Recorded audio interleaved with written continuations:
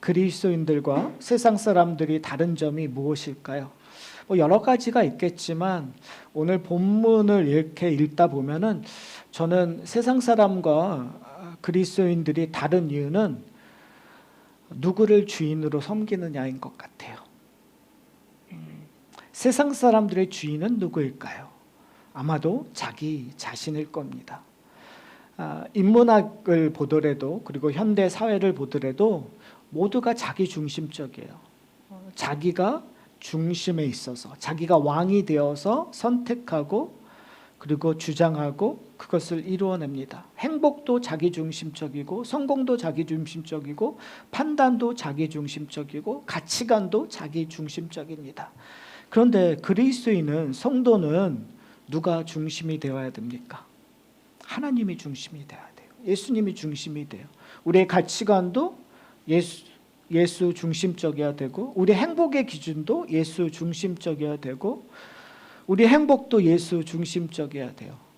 여러분 그래서 힘들지 않으세요? 그러니까 우리가 제자로 살아간다는 거, 우리가 그리스도인으로 살아간다에 가장 힘든 것이 뭐냐면 분명히 나는 본능적으로 태어나서부터 그리고 사회의 가르침 또 사회적으로 봤었을 때 나 중심적으로 생각할 수밖에 없어요. 부부간에도 나 중심적일 수밖에 없어요. 우리가 아무리 자녀를 사랑하고 자녀들을 희생한다고 해도 나 중심적일 수밖에 없어요. 여러분이 아무리 효녀고 효자라고 해도 궁극적으로 하면 나 중심적이에요. 근데 성경은 우리에게 단호하게 얘기합니다. 두 마음을 품지 말라. 다른 신을 섬기지 말라. 너의 중심에는 너희가 섬길 분은 너희 주인은 오직 하나님밖에 없다고 이야기합니다. 사실은 이건 참 어려운 거예요. 오늘 본문을 통해서 저는 다시 한번 우리의 주인이 누구인지 그리고 우리의 주인이 예수 그리스도이고 하나님이심이 마지막 시대에 어떻게 살아가야 되는지를 오늘 본문을 통해서 좀 살펴봤으면 좋겠어요. 오늘 본문은 한 장소에서 일어나요. 근데 그 한 장소를 통해서 예수님께서 우리에게 보여주고자 하는 내용들이 있는 것 같아요. 일단 오늘 본문을 보면 14장 1절에 보면 이렇게 기록되어 있습니다. 안식일에 예수께서 한 바리새인 지도자 집에 떡 잡수시러 들어가시니라. 그래서 오늘 본문이 얘기되고 있는 상황이 기록되어 있어요. 안식일이라는 어떻게 보면은 이때 어떠한 때인가를 성경은 의도적으로 얘기할 때가 있어요. 그러니까 지금 안식일에 예수님께서 누구에게 들어간다고요? 한 바리새인 집이 아니라 특별히 지도자라는 표현을 쓰고 있어요. 그러니까 중요한 거죠. 그러니까 집에 들어가서 뭐 하고 계신다고요? 떡을 잡수시러 들어가신다, 식사하러 들어가신다라는 것들로 우리가 이해하시면 될 것 같아요. 그러니까 만찬을 벌어지고 있는, 그러니까 그냥 들어가시는 것이 아니라 어떻게 보면 이스라엘 백성들에게 되게 중요한, 저희들도 그렇잖아요. 식사한다라는 건 중요한 의미란 말이에요. 그러니까 아주 중요한 때, 안식일이라는 건 유대인들에게 중요한 날이에요. 중요한 때 가장 명망 있는 바리새인 지도자 집에 들어가서 예수님께서 중요한 식사를 하고 계신다라는 거, 그 가운데 일어나는 일들을 기록하고 있어요. 그 가운데 예수님께서 가르치고자 하는 내용들이 드러나고 있다는 거죠. 이 이야기는 단순히 14장 1절만이 아니라 13장서부터 기록되고 있는 중요한 논쟁거리와 연관되어 있어요. 그것이 뭐냐면 안식일에 관한 이야기예요. 그것이 무엇이냐면 병 고치는 일들이에요. 그런데 그것이 어떻게 해요? 동시에 안식일에 병 고치는 일이 오늘 본문에 기록되어 있어요. 여러분 기억나시죠? 13장에 허리 굽혔던 여인을 안식일에 예수님께서 고쳐주심으로 말미암아 논쟁이 붙었어요. 어떻게? 생명에 위중한 사건이 아님에도 불구하고 왜 하필 안식일에 그 여인을 고쳐서 하나님이 명하신 그 율법을 네가 지키지 않느냐라는 것이 13장의 문제였단 말이에요. 근데 오늘 하필 바리새인들의 지도자인 그 사람의 집에서 이 일들이 일어나요. 그런데 13장의 사건과 14장의 사건이 좀 다른 게 있어요. 뭐가 다르냐면 좀 셋업된 것 같아요. 바리새인들이 의도적으로 예수님을 시험하고자 하는, 그러니까 성경에는 보통 어떠한 사건이 일어난 다음에 예수님을 죽이고자 하면서 계속 시험하고 있는 일들이 복음서에 이렇게 드러나는 것들을 볼 수가 있거든요. 근데 오늘 본문을 보시면 이렇게 기록되어 있어요. 14장 1절 후반부에 보면 그들이 뭐하고 있더라? 엿보고 있더라 라고 얘기하고 있어요.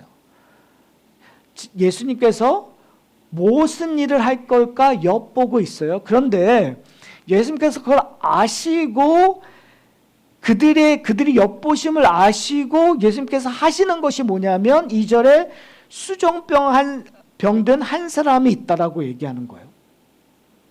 그리고 그 수정병 있는 사람들을 고치려고 하는 이야기가 나타나고 있어요. 이 수정병이라는 것은 뭐냐면 이 조직에 그 체액 아니면 유액 같은 것들이 있어서 이 몸이 붓는 현상을 나타나는 병을 수정병이라고 해요. 근데 중요한 것은 이 병이 중요한 것이 아니라 이 당시의 상황으로 봤었을 때 수정병 걸린 사람을 죄인으로, 그 사람이 죄를 지어서 나타나는 병으로 인식하고 있었다라는 거예요. 그러니까 수정병 들린 사람을 소개하는 것은 뭐냐면 이 당시 유대인들의 문화로 이 사람은 뭔가 죄를 지어서 하나님이 지금 벌하고 계시는구나 라고 사람들이 인식하고 있었던 상황이라는 거죠. 근데 재밌는 건 뭐냐면 왜 이 사람이 하필 바리새인 집에 있을까요? 잘 생각해 보세요. 바리새인들이 원래 그 사람들 생각으로 한다면 특별히 지금이 어느 때라고죠? 안식이래요. 안식일은 어떻게 해야 되죠? 구별돼야 돼요. 그러면 구별돼야 되는 날에 왜 하필 하나님으로부터 죄에 대해서 심판의 그 현상으로 나타나는 이 수정병 걸린 사람이 왜 하필 그 집에 있을까요? 그리고 예수님께서는 왜 이 수정병 든 사람을 두고 이렇게 얘기하세요. 안식일에 병 고쳐주는 것이 합당하냐 아니냐라고 왜 바리새인들에게 질문을 할까요? 예수님께서 그들의 마음을 꿰뚫고 있었기 때문에 그래요. 그들이 엿보고 있다는 것들을 알고 있었어요. 그들은 의도적으로 이 수정병 된 사람을 아마도 초대했을지도 몰라요. 예수님께서 어떻게 하는지를 지금 보고 있는 거죠. 예수님께서 그들의 마음을 알고 있었어요. 그런데 이것이 셋업이고 이것이 시험하는 거기 때문에 그들은요 잠잠해요. 대답하지 않아요. 그것이 병을 고치는 것이 맞는지 병을 고치는 것이 옳지 않는지에 대해서 그들은 잠잠하고 있다고 오늘 누가복음은 우리에게 이야기하고 있어요. 그러자 예수님께서 어떻게 하죠? 그를 치유하세요. 저희가 복음서를 보면서 예수님께서 병을 치유한다는 건 단순히 병이 나았다라는 것이 아니라는 것들을 저희가 살펴봤어요. 예수님께서 병을 치유한다라는 것은 그를 구원한다라는 개념이 참 많아요. 무엇으로부터 구원하는 거죠? 죄로부터 구원한다라는 거. 그러니까 지금 어떻게 보면 이 수정병 걸린 사람을 치유하는 건 정확히 예수님께서 하시는 일들, 이 땅에 오셔서 하시는 일들을 확실히 보여줘요. 사람들이 인식하고 있는 그가 죄를 들어서 하나님으로부터 심판받고 있어 라고 하는 것들을 예수님께서 그의 병을 고침으로 말미암아 우리에게 확인시켜 주는 거예요. 다른 말로 하면 하나님의 나라가 임한 거죠. 그런데 지금 그 일들이 언제 일어나는 거죠? 안식일에 일어나는 거예요. 안식에 일어남으로 말미암아 그 사람들이 불편해지기 시작했어요. 그렇죠? 분명 기뻐해야 되는데 하나님의 나라가 임했으니까 병고침의 사건이 일어나니까 분명히 기뻐해야 되는데 지금 바리새인 집에 초대받는 사람들은 다 불편하기 시작한 거죠. 예수님께서 그 마음을 아시고 뭐라고 얘기하죠? 5절을 보면 이렇게 얘기해요. 또 그들에게 이르시되 너희 중에 누가 아들이나 소가 우물에 빠졌으면 안식일에라도 곧 끌어내지 않겠느냐 하시니 그들이 이에 대하여 뭐 한다고요? 대답하지 못하더라. 그렇죠? 바리새인들은 계속 대답하지 못하고 잠잠할 수밖에 없어요. 왜요? 지금 예수님께서 질문하시는 것들이 그들의 마음을 정확히 찔렀기 때문에 그래요. 무슨 말이죠? 분명히 안식일에는 병 고치지 말라라는 거, 안식에는 일하지 말라는 거 그들이 율법을 잘 알고 자신들이 지키고 있었어요. 근데 그들의 문제는 뭐죠? 아들이 물에 빠지면 그들의 소유, 가장 대표적인 재물의 소유권의 대표적인 소가 물에 빠지면 구하겠느냐 안 구하겠느냐요. 그들의 마음은 어떤 거예요? 당연히 구하겠죠. 자, 그렇다면 지금 그들의 사고의 판단의 기준은 누구에게 있는 거예요? 분명히 예수님에게 질문을 던졌고 예수님을 비판했었을 때 그들의 기준은 뭐에 있었다고 생각하는 거예요? 하나님의 말씀에 있다고 생각했어요. 왜요? 율법에 그걸 하지 말라고 얘기했으니까. 그들은 너무나 정당하게 당당하게 율법에 병 고치지 말라고 했는데 왜 허리 굽은 여인을 고치십니까? 왜 율법에 병을 고치지 말라고 하는데 수정병 걸린 사람을 고칩니까? 라고 이야기할 수 있었어요. 근데 예수님께서 질문을 던지는 거죠. 정말 네가 그렇게 생각하니? 그러면 내 아들의 물에 빠지면 넌 어떻게 할 건데? 내 재물이 가장 소중한 소가 물에 빠지면 넌 어떻게 할게? 그렇죠? 그 남의 것이 될 때에는 너무나 당당하게 얘기하는 거예요. 내 것이 아니라 남의 문제, 그리고 내 것이 아니라 다른 사람이 판단해야 되는 기준에 대해서는 너무나 강력하게 얘기해요. 왜요? 나한테는 벌어질 일이 아니니까. 난 그걸 안 하니까. 사랑하는 성도 여러분, 현대 기독교인들 뿐만이 아니라 사실은 모든 인간들이 그랬었던 것 같아요. 나에게 벌어지지 않는 일들, 나한테 결코 없는 일들에 대해서는 너무나 냉철해요. 그리고 너무나 모질어요. 그거 끊어야, 그걸 확실히 나한테 끊은 것들을 증거해야 내가 널 용서해 줄 수 있다고 얘기해요. 우리는 수도 없이 죄를 짓는 우리의 죄에 대해서는 너무나 자비스러워요. 이것이 어떻게 보면은 우리의 인간의 죄이기도 하지만 가장 중요한 것은 누가 중심에 있는 거예요? 내가 중심에 있는 거예요. 누가 주인인 거예요? 내가 주인이에요. 하나님의 주인이냐 내가 주인이냐는 결국은 판단의 기준이 나에게 있느냐, 심지어 하나님에게 있다고 하면서도 근본적으로 결국은 나에게 있는 것. 그 모습이 오늘 바리새인들의 모습이에요. 이 사건을 통해서 어떻게 보면은 안식일의 주인이 누군가에 대한 질문을 던지기 위해서 지금 이 사건이 일어난 그 자리에서 예수님께서 비유로 이야기하시는 일들이 나오게 해요. 근데 이 비유는 청함을 받은 자 그리고 청한 자, 이 두 가지 사람을 다 비유로 이야기하고 있는 것들을 저희가 볼 수 있어요. 자, 그런데 이 이야기를 할 때, 그러니까 우리가 지금 떡을 먹으러 가신 것, 즉 식사를 하러 가신 것, 그걸 조금 더 확대하면 성경에 끊임없이 이 만찬, 저녁 식사의 개념들이 많아요. 근데 그 저녁 식사의 개념들이 조금 더 확장하면 혼인잔치, 그러니까 이러한 식사하는 것들을 축제의 개념을 이야기했을 때 늘 우리로 하여금 끌고 가고자 하는 상징성이 들어지는 사건들이 있는데 그것이 뭐냐면 마지막 종말 때 하나님의 심판도 임하지만 뭐가 나오는 거죠? 하나님의 축제가 오는 거예요. 그러니까 어떻게 보면 하나님의 심판을 받는 자에게는 멸망의 시간들이에요. 그러나 하나님의 선택을 받는 자, 하나님으로부터 구원을 받는 자에게는 뭐가 나오는 거죠? 혼인잔치, 축제의 시간이 되는 거죠. 오늘 본문에서 안식일은 어떤 의미에서 완성의 개념이에요. 그러니까 구약 성경에서 이 안식일의 개념은 하나님께서 이 모든 창조를 하신 다음에 보기 좋았다, 좋았다, 좋았다 하셨어요. 그렇죠?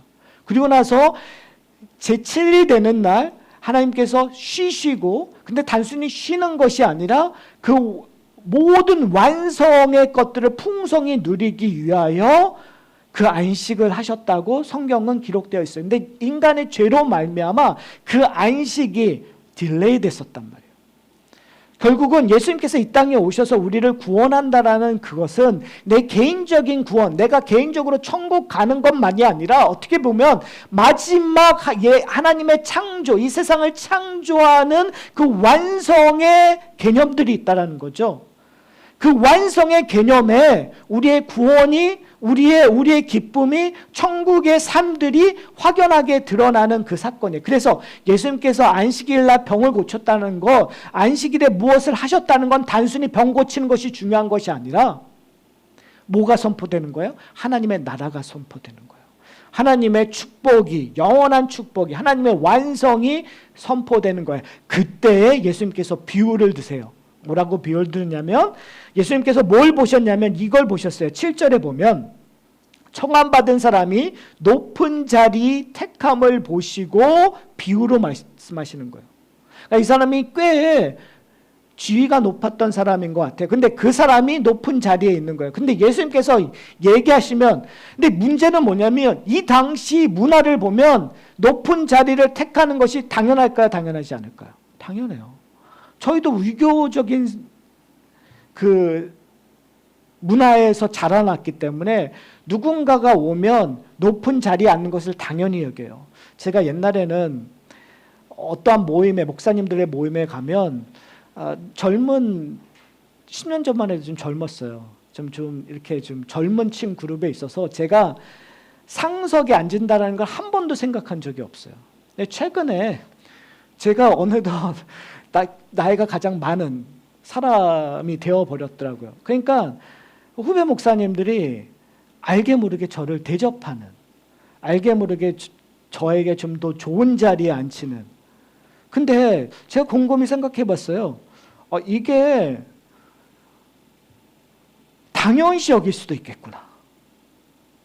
그러니까 제가 본능적으로 제가 그런 걸 좀 쑥스러워가지고 괜찮아 하는데 이게 한두 번이 아니라 그냥 너무나 제가 어느 정도 더 그렇게 되면 이거는 뭐 너무나 당연히 해도 아무도 뭐라고 그러지 무슨 말이냐면요. 이것을 예수님 말고는 아무도 딴지를 걸고 있지 않는다라는 거예요. 지금 이 상황이. 그들의 문화가 그랬었던 거예요. 우리도 그렇게 신앙생활을 하고 있어요. 교회 안에서도 어떻게 보면 나이로, 어떻게 보면 직분으로, 어떻게 보면 그 사람의 역량으로, 그 사람의 그 명예로 우리는 그냥 자연스럽게 우러러보고 인정해주고 그러한 상황에서 우리는 그것들을 당연히 여기는 문화에 살고 있다는 거죠. 그런데 예수님께서 약간 삐딱하게 하세요. 뭐라고 얘기냐면 높은 자리에 앉지 말라라고 얘기해요. 그러면서 좀 이상한 비유를 쓰세요. 자, 한번 생각해보라. 네가 높은 자리에 앉았는데 너보다 높은 사람이 오면 어떤 일이 일어나는 거죠? 당연히 자리를 밀리게 되는 거죠. 근데 심지어 어떻게 하다 보면 맨 끝자리에 갈 수도 있으니까, 그러니까 여기서부터는 되게 되게 지혜로운 말씀처럼 들려요. 너희가 갈 때서부터 어디에 앉으라고요? 끝자리에 앉으라. 그러면서 끝자리에 앉으면 어떤 일이 일어나죠? 주인이 와서 뭐라 그러는 거야? 아니 선생님이요, 왜 거기 앉으십니까? 좋은 자리로 오십시오라고 하면 사람들이 다 어떻게 본다는 거예요? 다 우러러보지 않을 거냐.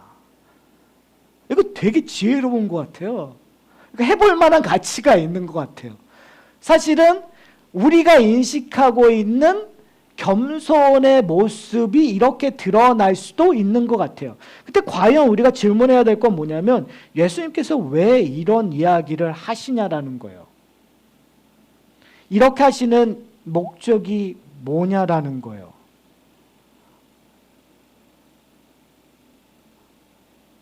여러분, 예수님께서 이렇게 비유를 드시는 건 뭐냐면 궁극적으로 너희가 너희의 위치를 잘 알라는 얘기죠. 너보다 더 큰 일은 누구죠? 결과론적으로 얘기했을 때 너희가 너보다 더 큰 일이라고 얘기했을 땐 누구겠어요? 바로 예수님이에요. 바로 하나님이에요. 그러니까 결국은 우리가 해야 될 것은 뭐냐면 나라는 존재를 내려놓고 내 자리에 누구로 채워야 되는 거예요. 누가 상석에 앉으셔야 되는 거죠? 예수 그리스도가 상석에 앉아야 되는 거예요. 그러니까 결국은 우리가 해야 될 건 뭐냐면 내 자리를 내어드리고 내 삶의 주인이 누가 되심을 인정하라는 거예요. 예수 그리스도가 되심을 인정하라는 거죠. 자, 그 다음에 나오는 비유가 뭐냐면 이제는 청함을 받은 손님이 아니라 청하는 자가 될 때에 너희가 어떻게 해야 되는가에 대해서 이야기를 하고 있어요. 오늘 본문에서 얘기하는 건 뭐냐면 너희가 점심이든 저녁이든 청할 때 누구를 청하느냐. 우리는 누구를 초대하기를 원하죠? 우리는 친구를 초대하기를 원해요. 좀 괜찮은 사람을 초대하기를 원해요. 여러분, 워렌 버핏하고 식사하기 위해서 정말 많은 큰 금액을 지불하는데 사람들은 두려워하지 않아요. 주저하지 않아요.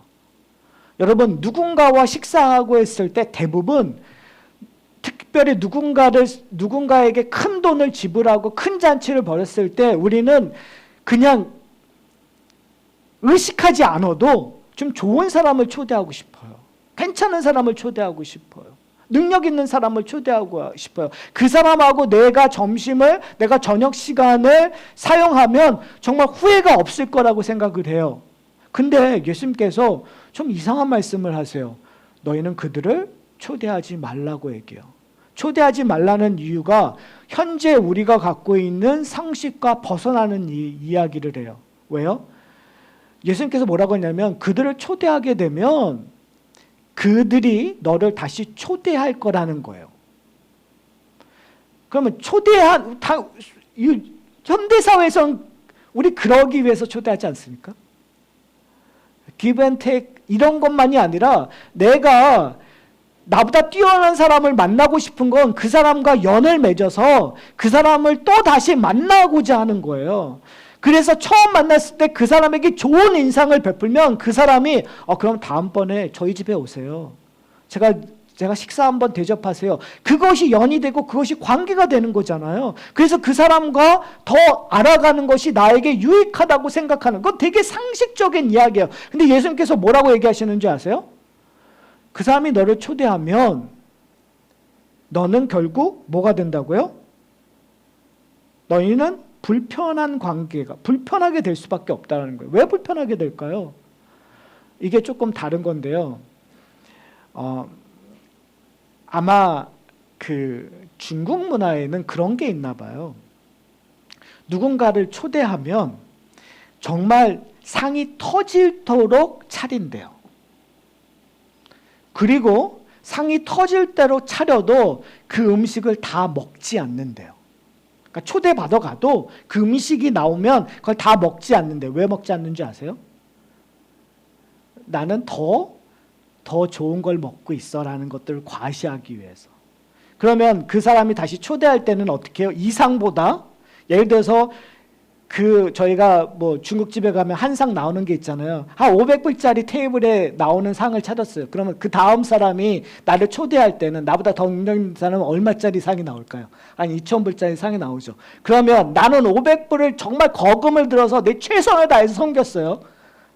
대접했어요. 근데 2,000불이 나오면 어떠한 마음이 든다는 거야.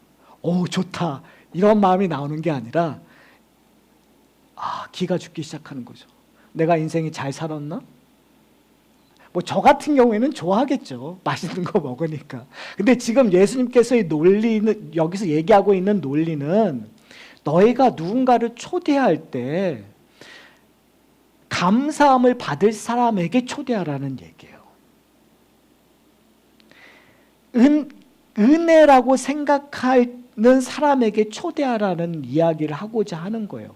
왜 그러냐면 지금 예수님 안에서는 이 모든 이야기가 우리가 생각하는 천국, 우리가 생각하는 잔치와 다르기 때문이에요. 예수님이 생각하는 잔치는 어떠한 잔치예요? 안식일의 잔치, 천국 잔치이기 때문에 그래요. 그래서 예수님께서 뭐라고 얘기하죠? 13절에 보면 잔치를 베풀거든 뭐 하라고요? 차라리 가난한 자들과 몸이 불편한 자들과 저는 자들과 맹인들을 청하라. 그리하면 그들이 갚을 것이 없으므로 뭐라고요? 내게 복이 되리라.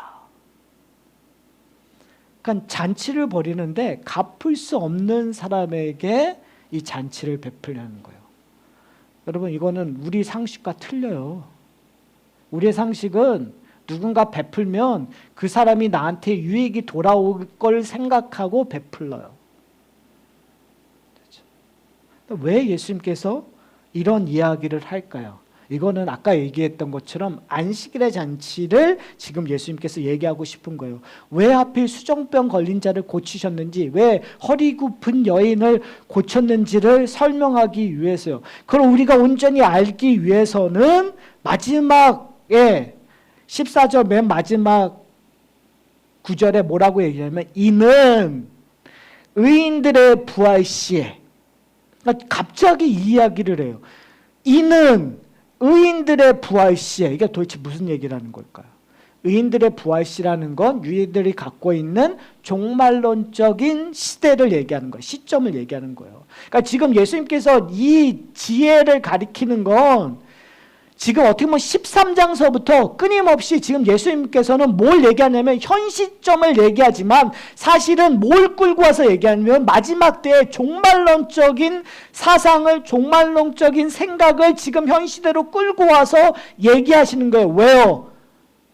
지금 종말이 임했으니까. 하나님의 나라가 임했으니까. 누구 때문에? 예수님 때문에. 예수님이 지금 병 고치는 사건이 마지막 때가 임했다라는 것들을 보여주는 거예요. 예수님께서 병 고치는 사건이 뭘 보여주냐면 하나님의 나라가 이미 임했다라는 걸 보여주는 거예요. 그런데 그 마지막 때는 어떠한 원칙이냐면 의인이 부활하는 시기. 그런데 그때는 어떻게 해요? 내가 갚음을 받겠다라는 거예요. 너희가 베푼 거를, 너희의 선행을, 하늘의 보물을 쌓은 것들을 뭐 한다고요? 갚음을 받는다라는 거예요. 하나님을 주인으로 섬긴 것을 너희가 갚음을 받는다는 거예요. 이 세상을 살 때에는 나 중심적으로 사는 게 맞아요, 여러분. 나의 행복을 위해서 사는 게 맞아요.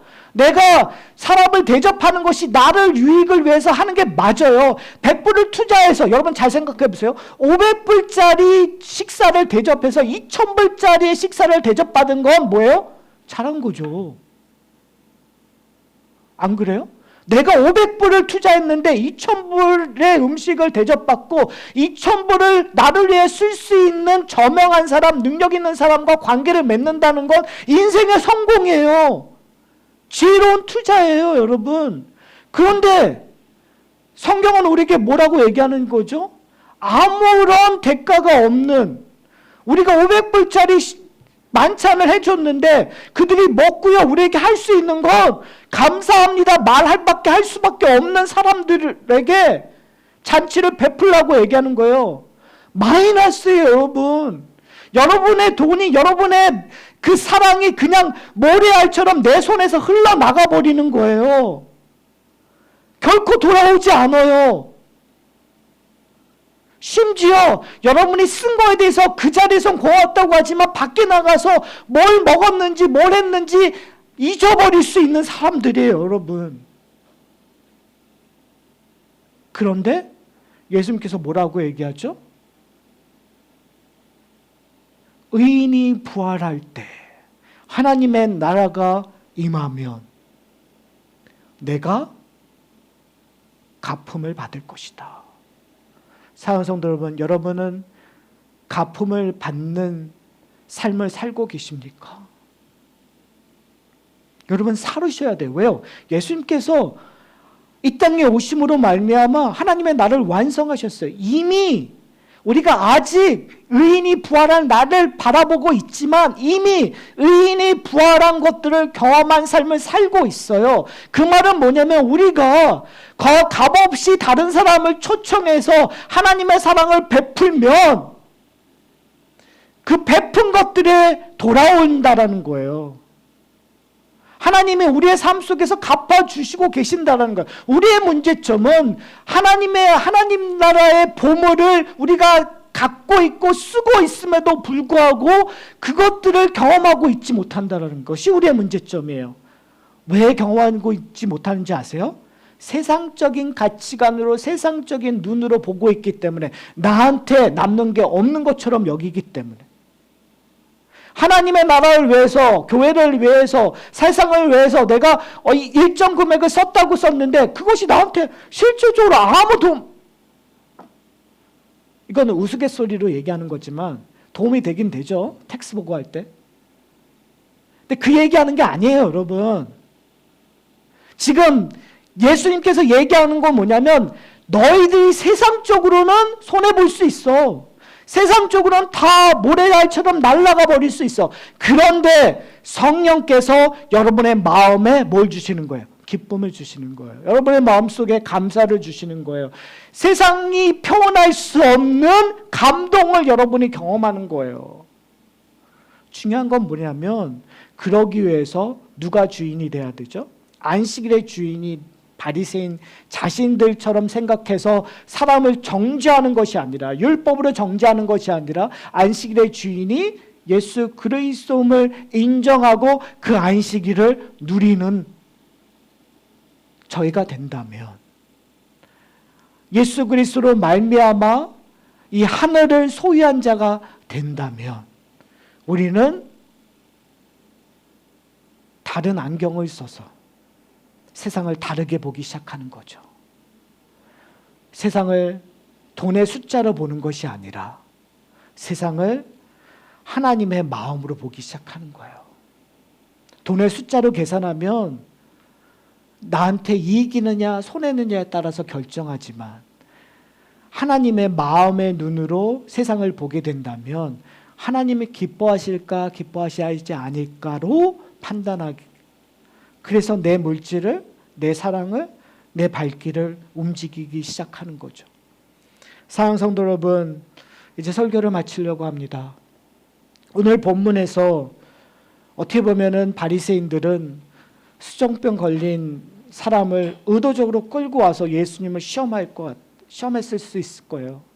아, 예수가 또 이렇게 안식일을 범하면 이제는 우리가 이것을 트집 잡아서, 이걸 확신에 잡아서 예수를 정죄해야지.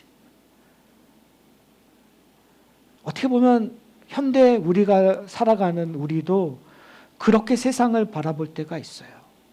어쩌면 우리는 미국이라는 땅이 축복의 땅이지만, 한국이라는 땅이 축복의 땅이지만 우리는 바리새인들처럼 유혹에 살면서 살아갈 수 있는 이 시대 상황인 것 같아요.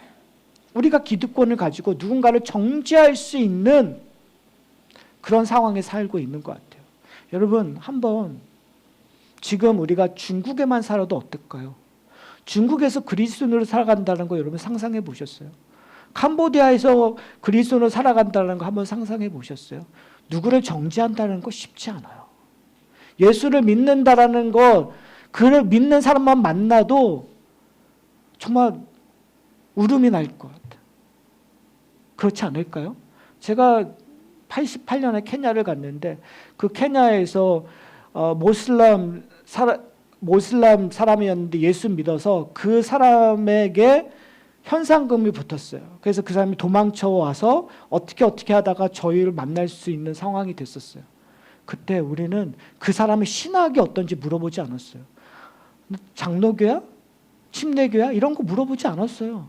그 사람이 하나님을 사랑해서 그의 목숨이 위험하다는 사실에 그냥 눈물을 흘릴 수밖에 없었어요. 왜요? 그 나라가, 그 상황이 그러니까. 근데 미국은요, 예수를 믿는 거에 아무런 꺼리낌이 없는 이 시대에 우리는 또 다른 잣대로 사람을 정죄하고 비판하고 하는 바리새인들과 별반 다르지 않는 삶을 살고 있다면 우리는 아주 중요한 것을 놓치고 있는 것 같아요.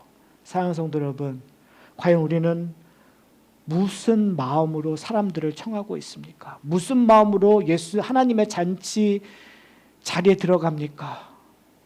우리는 예수 그리스도가 우리의 주인 되심을 드러내는, 그래서 우리의 삶 속에서 우리는 저 끝자리에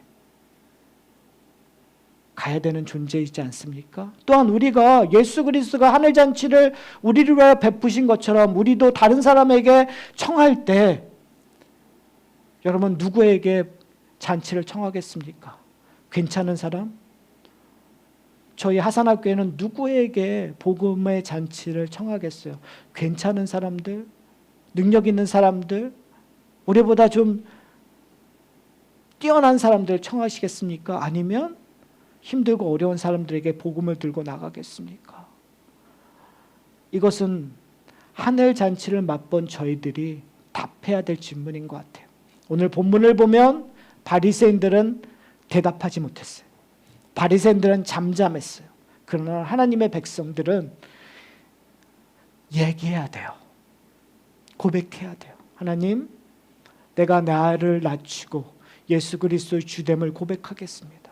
하나님, 이제는 밖에 나가서 마지막 때이니까 밖에 나가서 눈먼 자들, 몸이 상한 자들, 힘없는 자들, 그들을 초대하겠습니다. 우리가 그들을 대변하는 자들이 되겠습니다. 그들과 함께하는 자가 되겠습니다라고 고백하는 저와 그리고 저희 교회 그리고 저희들 가정이 되기를 소원합니다.